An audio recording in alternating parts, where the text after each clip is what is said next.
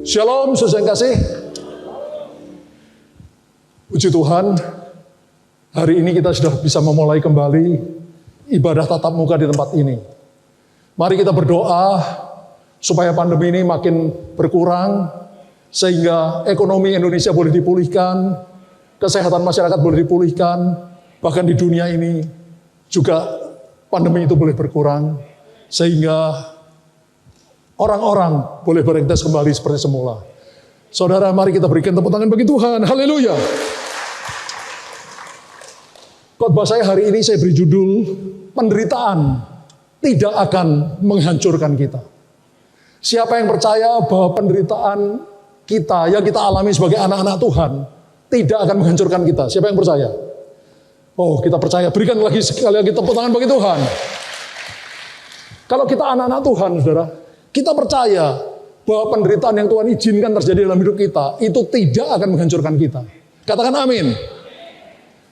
Saudara, manusia itu cenderungnya tidak mau menderita. Manusia punya naluri untuk menghindari penderitaan. Itu wajar, saudara. Tetapi Tuhan seringkali memakai penderitaan untuk mencapai tujuannya yang mulia, untuk kebaikan kita. Saudara yang kekasih, siang hari ini saya akan bicara 3 alasan kenapa penderitaan tidak akan menghancurkan kita, anak-anak Tuhan. Alasan pertama, karena Tuhan sudah mengukurnya. Tuhan sudah mengukur batas-batas penderitaan yang bisa kita alami. Mari kita baca ayatnya, saudara. Mazmur 56 ayat 9. Saya akan bacakan. Sengsaraku engkaulah yang menghitung-hitung. Air mataku kau taruh di dalam kirbatmu. Bukankah semuanya telah kau daftarkan? Saudara, Daud menuliskan Mazmurnya, Mazmur 56 ayat 9. Sengsaraku engkaulah Tuhan yang sudah menghitung-hitung. Air mataku kau taruh dalam kirbatmu. Bukankah semuanya, semua sengsaraku, kata Daud, sudah kau daftarkan? Saudara, di dalam Mazmur 139 ayat 6, di sana lebih jelas lagi, saudara, ayat 16. Di sana lebih jelas lagi. Daud berkata, matamu melihat selagi aku bakal anak. Di dalam kitabmu semuanya sudah tertulis. Hari-hari yang akan dibentuk sebelum ada satu pun daripadanya. Ajaib, saudara. Pada waktu kita masih ada dalam rahim ibu kita, maka Tuhan sudah menulis sebuah kitab yang berisi hari-hari yang akan dibentuk, hari-hari yang akan kita jalani, sebelum ada satu pun daripadanya. Wow, ajaib, saudara. Dan hari-hari yang akan kita dibentuk dalam hidup kita, itu pasti juga termasuk hari-hari di mana kita mengalami penderitaan, hari-hari di mana kita mengalami kesengsaraan. Sudah diperhitungkan oleh Tuhan, sudah didaftarkan oleh Tuhan di dalam kitabnya. Dan penderitaan kita alami tidak akan menghancurkan kita. Katakan amin. Saudara, lebih jelas lagi dikatakan di dalam 1 Korintus pasal 10 ayat 13. Pencobaan-pencobaan yang kamu alami adalah pencobaan-pencobaan biasa yang tidak melebihi kekuatan manusia. Sebab Allah setia dan karena itu Dia tidak akan membiarkan kamu dicobai melampaui kekuatanmu. Pada waktu kamu dicobai, Ia akan memberikan padamu jalan keluar sehingga kamu dapat menanggungnya. Saudara, seringkali kita merasa penderitaan, pencobaan, masalah yang kita alami itu sangat berat. Tapi dengan jelas Alkitab menuliskan bahwa pencobaan yang kita alami adalah pencobaan apa, saudara? Biasa, katakan biasa. Yang tidak melebihi kekuatan manusia. Dan ketika kita dicobai, Allah memberikan jalan keluar sehingga kita sanggup menanggungnya. Saudara, itu saya bayangkan seperti seorang pelatih angkat berat. Saya bayangkan Tuhan itu seperti pelatih angkat berat, saudara, angkat besi. Seorang pelatih atlet angkat berat tidak akan menyuruh atletnya untuk mengangkat beban yang tidak disanggup ditanggung atletnya. Karena kalau seperti itu, atletnya akan cedera. Bahkan mungkin mengalami yang lebih parah lagi. Pasti pelatih angkat berat itu lihat dulu kekuatan atletnya. Misalkan dia kuat angkat 75 kilo. Dilatih terus 75 kilo. Sampai dia sudah mantap, baru ditambah sedikit lagi. Jadi 80 kilo. Kalau sudah mantap 80 kilo ditambah sedikit lagi 85, 90, 100 dan seterusnya. Sampai akhirnya mungkin mendekati rekor PON, rekor Olimpiade, rekor dunia, mungkin begitu. Tidak ada pelatih angkat berat yang menyuruh atletnya mengangkat beban yang tidak sanggup ditanggung oleh atletnya. Karena itu akan membuat atletnya celaka. Atletnya mengalami masalah yang berat. Apalagi Tuhan yang kita sembah yang maha bijaksana. Tuhan tidak akan membiarkan kita dicobai melampaui kekuatan kita. Katakan amin. Dan pada waktu dicobai, Tuhan memberikan kita jalan keluar. Katakan jalan keluar. Sehingga kita sanggup menanggungnya. Coba saudara ingat-ingat masa lalu yang sudah kita lewati. Pada saat kita mengalami penderitaan yang berat, mungkin saat itu kita berkata, Tuhan, aku tidak sanggup lagi. Tuhan, masalah ini terlalu berat bagiku. Aku tidak mampu, Tuhan, aku tidak sanggup, aku menyerah, Tuhan, mungkin begitu. Tapi ketika sudah berseru-seru pada Tuhan, tiba-tiba dengan saudara sadari atau tidak, masalah ini berlalu. Tuhan memberikan jalan keluar. Sehingga saat ini kalau saudara melihat kembali ke belakang, saudara berkata, wow, Tuhan ternyata aku bisa. Aku sanggup menanggung masalah ini. Dan aku sanggup melewati masalah ini. Dan keluar sebagai seorang pemenang. Yang percaya berikan tepuk tangan bagi Tuhan. Haleluya. Yesaya 53 ayat 4 dan 5 menuliskan, tetapi sesungguhnya penyakit kitalah yang ditanggungnya, dan kesengsaraan kita yang dipikulnya. Padahal kita mengira dia kena tulah, dipukul dan ditindas Allah. Tetapi ia tertikam oleh karena penderitaan kita. Ia diremukkan oleh karena kejahatan kita. Ganjaran yang mendatangkan keselamatan bagi kita ditimpakan kepadanya. Dan oleh bilur-bilurnya kita menjadi sembuh. Saudara, Tuhan bukan saja mengukur, sudah mendaftarkan penderitaan kita, sudah menulis penderitaan kesengsaraan kita di dalam kitabnya sebelum kita lahir. Tapi ayat ini juga berkata bahwa Tuhan Yesus sudah memikul penderitaan kita, sudah memikul sakit penyakit kita di atas kayu salib. Sehingga kita bisa berkata, Tuhan, saat ini aku mengalami penyakit, Tuhan. Tapi aku tahu kesakitanku berarti sudah kau tanggung di atas kayu salib. Karena itu aku percaya oleh bilur-bilurmu, aku sudah sembuh. Yang percaya berikan tepuk tangan bagi Tuhan. Haleluya. Allah yang kita sembah itu luar biasa. Karena itu tidak ada alasan kita anak-anak Tuhan, kita hancur oleh penderitaan. Tidak ada alasan. Tapi menghadapi penderitaan, kalau kita bergantung pada Tuhan, kita pasti keluar sebagai pemenang. Bahkan lebih daripada seorang pemenang. Berikan tepuk tangan bagi Tuhan. Haleluya. Alasan kedua, kenapa penderitaan tidak akan menghancurkan kita? Karena Tuhan justru memakai penderitaan itu untuk mendewasakan kita. Tuhan memakai penderitaan kita untuk membuat kita dewasa secara rohani. Ayatnya terdapat di dalam Ibrani 12 ayat yang ke-6. Saya bacakan. Karena Tuhan menghajar orang yang dikasihinya, dan ia menyesah orang yang diakuinya sebagai anak. Saudara, saya bacakan ulang. Karena Tuhan menghajar orang yang dikasihinya, dan menyesah itu mencambuk orang yang diakuinya sebagai anak. Mungkin kita berpikir, kalau Tuhan mengasihi kita, pasti kita tidak dihajar oleh Tuhan. Pasti kita semuanya baik-baik, kita tidak pernah mengalami kesengsaraan, penderitaan. Karena Tuhan mengasihi kita. Oh, that is wrong. Itu keliru, saudara. Justru ketika Tuhan mengasihi kita, Dia menghajar kita untuk kebaikan kita, untuk mendewasakan kita. Kalau perlu Dia mencambuk kita, anak-anaknya, orang-orang yang diakuinya sebagai anak. Saudara, saya tidak pernah lupa apa yang saya alami pada waktu masih kecil. Ayah saya itu orangnya tinggi besar, dan dia kalau menghajar kami pakai kemucing, gagangnya kemucing, saudara. Kalau kami dihajar tuh, kaki kami bilur-bilur tebal seperti ditempel lintah, saudara. Nah, suatu hari saya dihajar oleh ayah saya.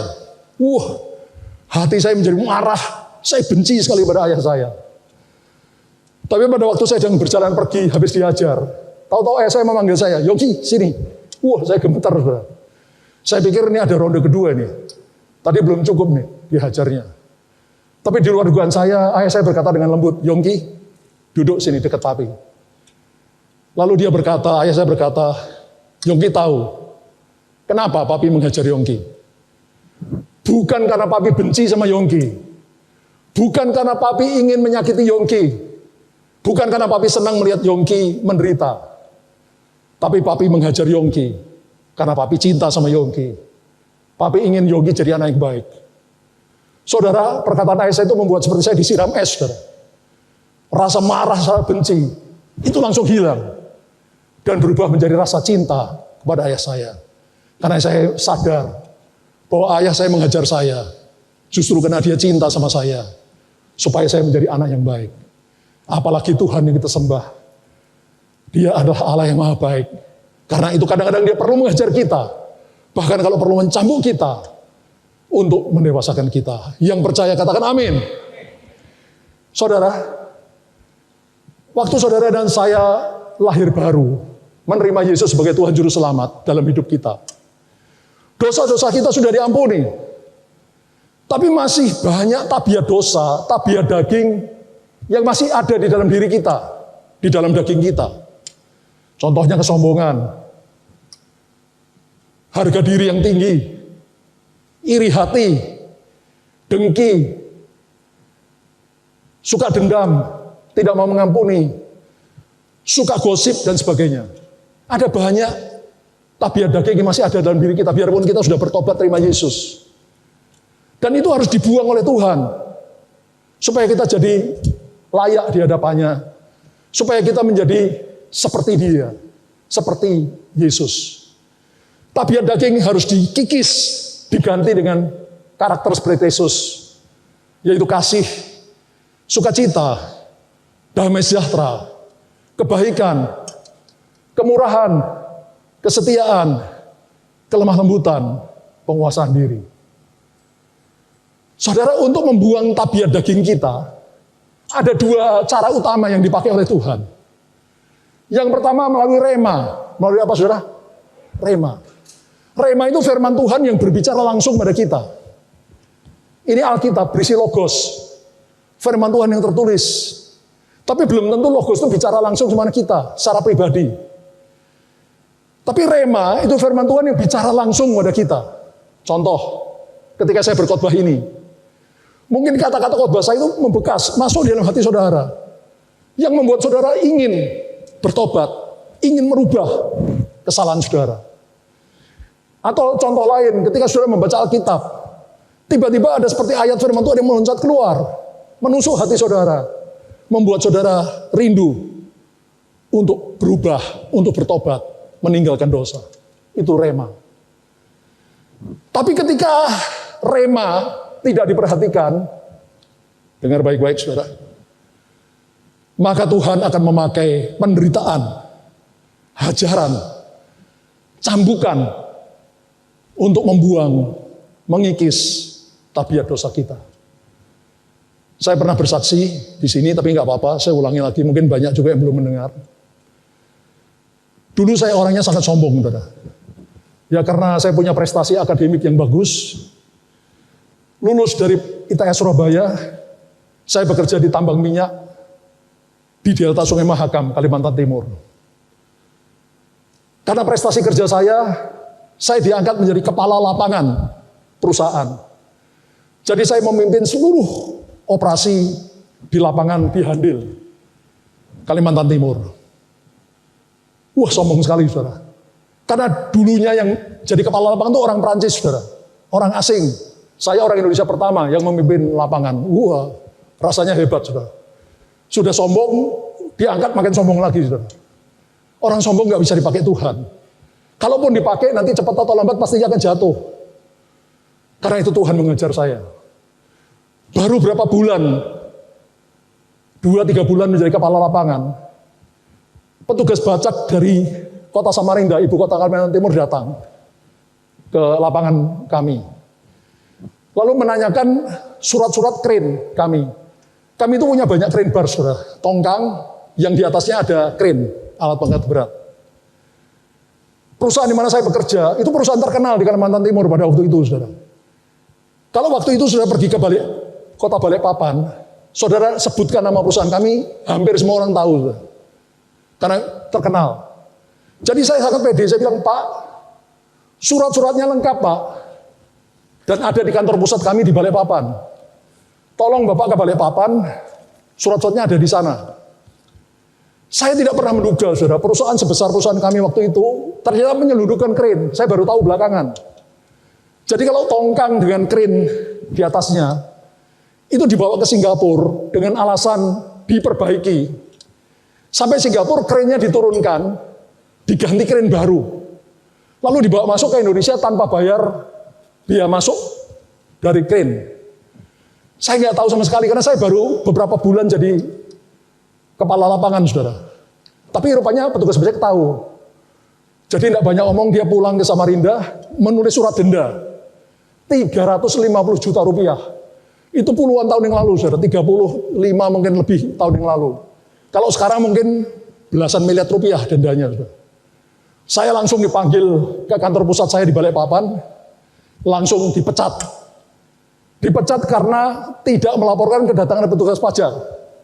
Kalau saya laporkan mungkin maksudnya mau disogok, saudara, supaya tidak kena denda. Harga diri saya, kesombongan saya yang tadinya di sini, gara-gara dipecat anjlok, saudara. Ya, kalau di PHK karena pengurangan tenaga masih oke, ini dipecat, saudara. Ya karena dia tidak bisa bekerja. Harga diri anjlok. Tapi masih sombong, saudara. Tuhan harus ajar lagi. Gara-gara itu saya pindah ke Jakarta. Di Jakarta saya ikut sebuah gereja Ariana Pantekosta seperti gereja kita. Dari pekerja biasa, saya diangkat jadi wakil gembala, biarpun tidak resmi. Kalau gembala saya pergi, saya yang menggantikan beliau khotbah di ibadah raya seperti ini, saudara. Nah, tapi gembala saya ini orangnya keras sekali, saudara. Ya, pekerja salah sedikit skors. Jadi pekerja-pekerja gelisah dan ada yang minta tolong saya untuk ngomong sama Pak Gembala. Tapi cara saya ngomong keliru, saudara. Ya karena saya ikut-ikut sebel sama gembala saya. Ya. Biasanya kalau hari Minggu, ibadah jam 7, saya jam 6 sudah datang, saudara. Mempersiapkan segala sesuatu. Tapi gara-gara ikut sebel, saya sengaja datang terlambat. Berkali-kali, saudara. Akhirnya gembala saya datang ke kantor saya di Wisma Antara, Jakarta Pusat. Dan beliau tanya, Pak Yongki, kenapa Bapak sekarang berubah? Dulu Bapak begitu rajin, kenapa sekarang Bapak berubah? Saya pikir kesempatan, saudara. Saya ungkapkan unek-unek saya. Ketika gembala saya mau pulang, dia nyalami saya sampai berkata, I love you, Pak Yongki. Wah, hati saya berbunga-bunga. Saya pikir saya sudah berhasil menyampaikan unek-unek. Tapi apa yang terjadi, saudara? Setelah itu, seluruh pelayanan saya diskors. Saya yang tadinya begitu aktif dalam pelayanan di gereja, sekarang duduk manis, tidak berbuat apa-apa. Hanya selama 2 tahun. Skorsing di gereja 2 tahun itu pelanggaran berat, saudara. Untuk perzinahan, mungkin mencuri uang gereja. Saya ini cuma menyampaikan unek-unek pada gembala, mungkin caranya yang dianggap salah, saudara. Diskorsing 2 tahun. Tapi saya tidak melawan, saudara. Saya hanya duduk diam bersama istri saya. Saya tidak menghasut pekerjaan yang lain, saudara. Tapi setelah 2 tahun, rupanya Tuhan melihat masa pencobaan saya sudah selesai. Setiap hari Minggu, kalau pendeta saya khotbah, beliau selalu berkhotbah, orang yang tidak taat, orang yang melawan, orang yang berontak. Saya merasa khotbah beliau itu untuk saya, saudara. Lama-lama saya tidak tahan lagi. Saya cari gereja lain, akhirnya mendapatkan gereja GBI Sawangan. Yang waktu itu digembalakan oleh Om almarhum, ayahnya Pak Niko. Sebelum pindah, saya dengan istri menghadap gembala, didoakan baru kami pindah. Di GBI Sawangan baru 3 bulan kami bergabung. Saya sudah disuruh membuka ranting cabang pertama dari GBI Sawangan, yaitu di Hotel Bumi Wiyata. 100 orang jemaat dari GBI Sawangan, itu menjadi jemaat mula-mula saya di GBI Bumi Wiyata. Dan sekarang, kemarin sebelum pandemi, jemaat di tempat ini sudah mencapai 6.000 orang, ditambah beberapa cabang dan ranting. Tuhan Yesus luar biasa. Berikan tepuk tangan bagi Tuhan. Saudara, saya sudah belajar. Karena ada tabiat-tabiat dosa yang masih ada dalam diri kita, berbeda-beda, saudara. Tuhan harus mengikis tabiat dosa itu. Caranya, pertama dengan rema. Dengan firman Tuhan yang berbicara dalam hati kita. Bicara kuat pada kita. Tetapi dengar baik-baik, saudara. Kalau saudara tidak menghiraukan rema, ya, Tuhan akan hajar saudara.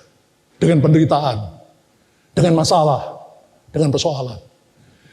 Kalau sudah dihajar, belum bertobat sungguh, Tuhan akan hajar lagi. Sampai kita kapok-kapok. Dan tabiat dosa kita itu dikikis oleh Tuhan. Sehingga kita dilayakkan di hadapan Tuhan. Karena itu saudara dengar baik-baik. Penderitaan tidak akan menghancurkan kita anak-anak Tuhan. Karena justru penderitaan itu dipakai Tuhan. Untuk mendewasakan rohani kita. Yang mengerti dan percaya berikan tepuk tangan bagi Tuhan. Haleluya. Alasan ketiga, kenapa penderitaan tidak akan menghancurkan kita? Karena Tuhan justru memakai penderitaan itu untuk tujuannya yang mulia. Saya ulangi, penderitaan tidak akan menghancurkan kita.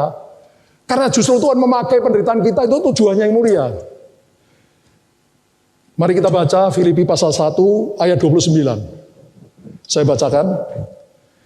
Sebab kepada kamu dikaruniakan, bukan saja untuk percaya kepada Kristus, melainkan juga untuk menderita untuk Dia. Saudara, kepada kita, dikaruniakan bukan saja untuk percaya kepada Yesus, tetapi juga dikaruniakan untuk menderita untuk Dia. Saudara dan saya bisa percaya Yesus, itu karena kasih karunia Allah.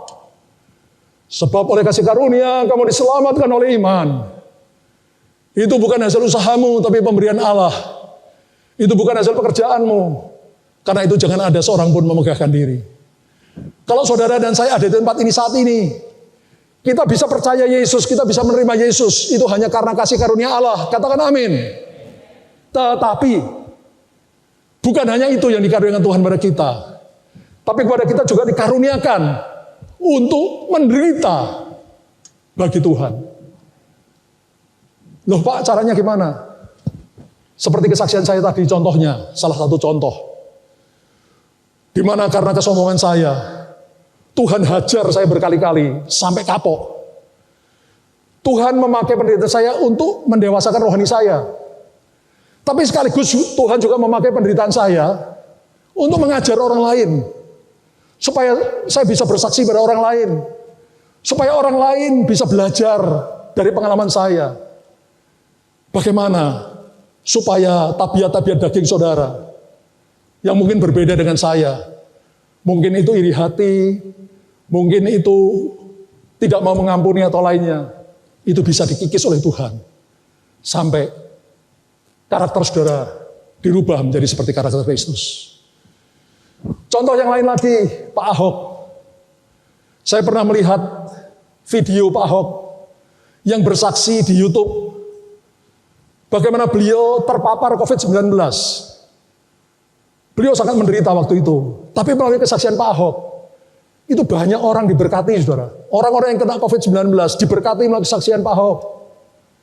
Contoh lain lagi, Pak Jerry Patiana Sarani yang berkhotbah di sini beberapa minggu yang lalu. Beliau itu pecandu berat narkoba.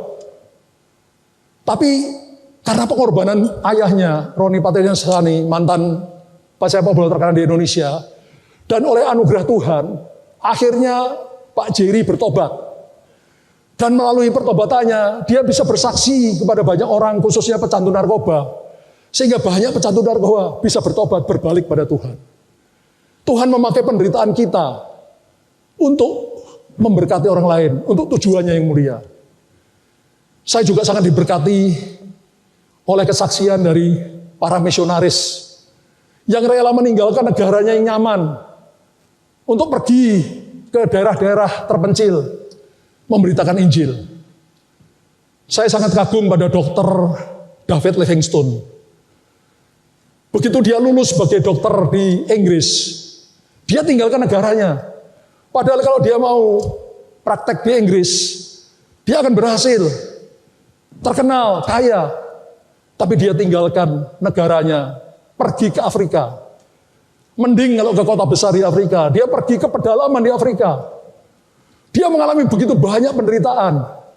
Bahkan anaknya dan istrinya meninggal karena sakit di Afrika dan dikubur di bumi Afrika. Berkali-kali dia hampir mati di ujung tombak penduduk pribumi Afrika. Bahkan satu tangannya hampir lumpuh total karena diterkam oleh seekor singa besar waktu dia memberitakan Injil. Satu matanya hampir buta, terkena ranting pohon ketika dia masuk ke hutan-hutan Afrika. Tapi dia harus maju memberitakan Injil di Afrika. Sampai dia tidak bisa berjalan lagi. Dan ketika dia sudah tidak mampu berjalan, dia nyuruh minta untuk ditandu oleh para pembantunya. Terus maju memberitakan Injil. Sampai suatu pagi, para pembantunya menemukan David Livingstone sudah meninggal dunia dalam keadaan berlutut dan berdoa. Saudara mungkin sudah berkata, Pak, David Livingstone hancur, Pak. Dia mati ketika memberitakan Injil. No. Dia memang mengorbankan nyawanya untuk penginjilan. Tapi dicatat, lebih dari 2 juta orang Afrika dimenangkan, diinjili oleh David Livingstone. Dan saya percaya, saat ini beliau sudah ada di rumah Bapa, bersuka cita, menikmati upah segala jerih lelahnya. Berikan tepuk tangan bagi Tuhan. Saya juga sangat kagum dengan pendeta Jim Yost, seorang misionaris dari Amerika Serikat, California. Setelah menikah dengan istrinya tahun 1977, dia meninggalkan negaranya yang makmur, pergi ke Papua. Mending kalau di kota besar. Dia masuk ke hutan Papua, mencari sengaja suku yang belum pernah menerima Injil, suku yang belum pernah berhubungan dengan orang luar, di mana tidak ada jalan, hanya bisa dengan pesawat terbang air. 1 bulan pertama dia menginjil di suku itu, dia terkena penyakit malaria. Malaria di Papua itu malaria yang sangat ganas, dikatakan bahkan yang terganas di dunia.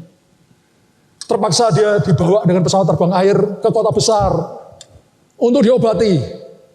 Sembuh dari malaria, dia kembali lagi ke tempat penginjilannya di suku Trasing tersebut.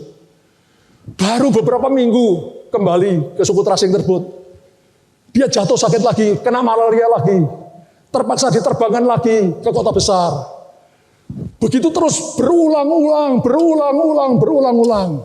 Sampai sekitar 3 tahun. Lalu tiba-tiba terjadi kegerakan yang luar biasa.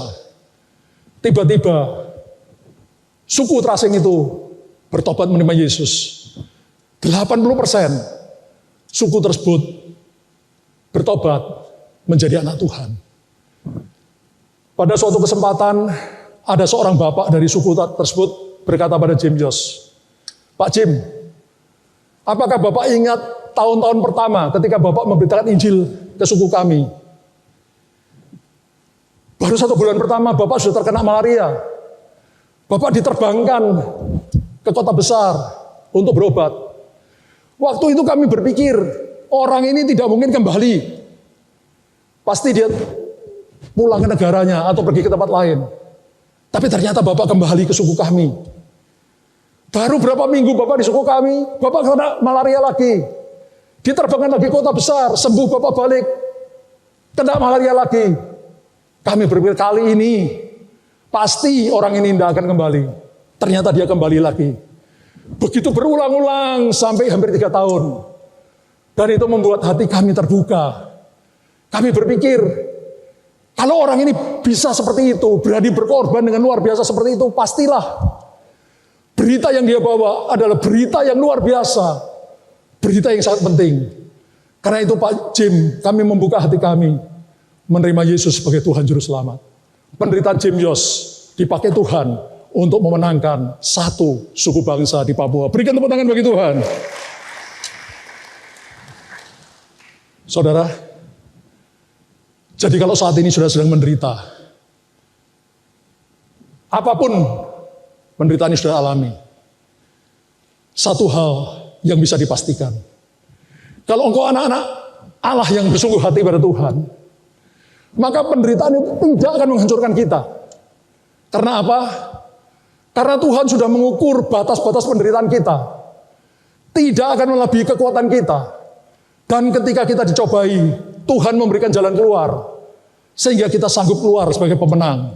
Bahkan lebih daripada pemenang dalam hidup ini.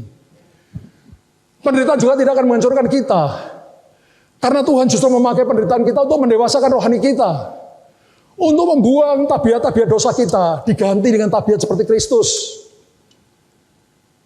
Tuhan membuang tabiat dosa kita dengan rema. Firman Tuhan yang bicara langsung kepada kita. Tapi kalau rema tidak mempan, Tuhan akan mengajar kita dengan penderitaan.